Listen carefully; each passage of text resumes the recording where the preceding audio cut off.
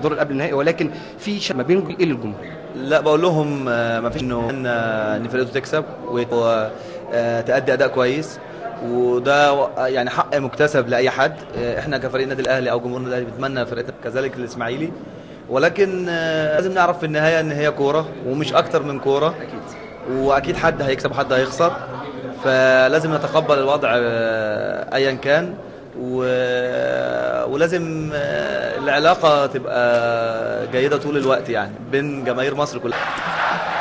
اعزائي المشاهدين، لعيبه الاهلي النهارده كانوا هم البادئين بالنزول الى ارض الملعب، وزي ما احنا شايفين ان الاهلي النهارده بيبدا بعلي ماهر، مش عارفين اذا كان هيبقى اساسي ولا احتياطي، بكابتن علاء ابراهيم نجم المنتخب ونجم النادي الاهلي، ايضا بيبدا بهادي خشبه، وبيبدا بنجوم الاهلي المميزين، نقدر نقول ان هم بالفعل فرقه قادره على تحقيق الانتصارات في اي وقت، ويكفي انهم ابطال الدوري. ولكن هل الاهلي جاء يعني شفنا كابتن اسامه عرابي بتصريحات رائعه، اتمنى كابتن وائل جمعه يعني يشوف نجوم الاهلي بالفعل ان هم دول النجوم الحقيقيين.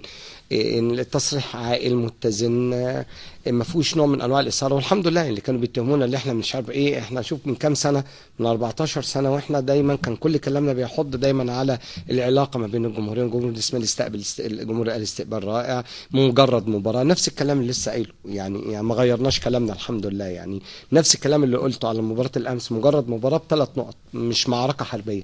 نفس الكلام قلناه من 14 سنه في هذا اللقاء، هي مجرد مباراه، اللي هيفوز هيبقى الافضل. وشفنا كابتن اسامه عرابي النجم الكبير الرائع وهو بيقول يعني مباراه كل فريق عايز يكسب، اللي هيكسب مبروك يعني. لا، وهي دي الرياضه اتعملت للمتعه على فكره، ما اتعملتش عشان بعد الماتشات نقعد بقى ده يصرح وده يصرح ونتخانق والجمهور يعني يبقى قاعد متضايق. يعني الرياضه اتعملت عشان المتعه، الامتاع، وكان مثال في هذه الحقبه بالرغم من ان كان في حساسيات وكان في برضه كلنا عارفين يعني، ولكن المباراه بتقام. الذي كان على يعني كنا زمان بنقول عندنا امل ان الجماهير المتنافسه واصحاب يقعدوا جنب بعض زي ما بتشوف في الدول الاوروبيه.